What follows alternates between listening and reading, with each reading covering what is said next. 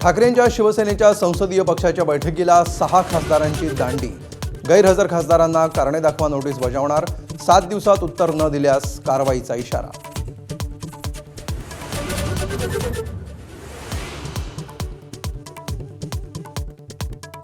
पक्षांतर्गत बैठकीसाठी खासदारांना व्हीप लागू होत नाही। सुप्रीम कोर्टाच्या निकालाचा हवाला देत घटनातज्ञांचा दावा, व्हीप फक्त सभागृहातल्या मतदानाशी निगडीत असं सुप्रीम कोर्टानं म्हटल्याचे दिले दाखले।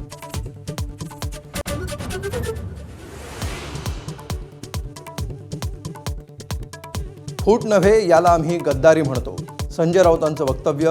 आमची क्षमता नाही तर त्यांना Y+ सुरक्षा का दिली, राऊतांचा सवाल। आता आम्ही ऑपरेशन तुडवा राबवणार, राऊतांचं वक्तव्य।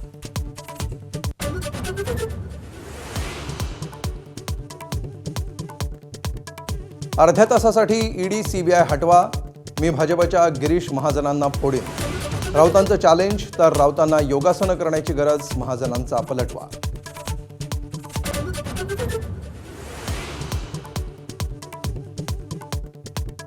फुटलेल्या खासदारांविरोधात राज्यात पडसाद उमटायला सुरुवात। वाशिम, बीड, हिंगोली, परभणीत कार्यकर्ते बंडखोरांविरोधात आक्रमक, बंडखोर खासदारांविरोधात घोषणाबाजी।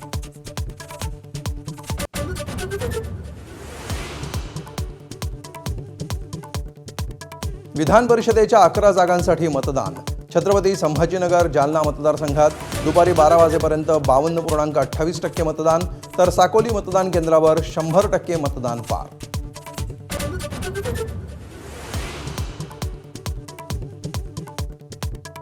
चाळीस गावात राष्ट्रवादी शरद पवार गट प्रणित शहर विकास आघाडीच्या 11 नगरसेवकांसह 2 अपक्ष नगरसेवकांचा मतदानावर बहिष्कार। निवडणूक लोकशाही मार्गाने न होता मॅनेज केल्याचा नगरसेवकांचा आरोप।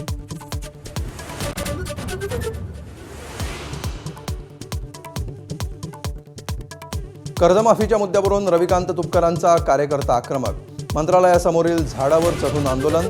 पोलिसांनी समजूत काढल्यानंतर आंदोलक झाडावरून खाली उतरला।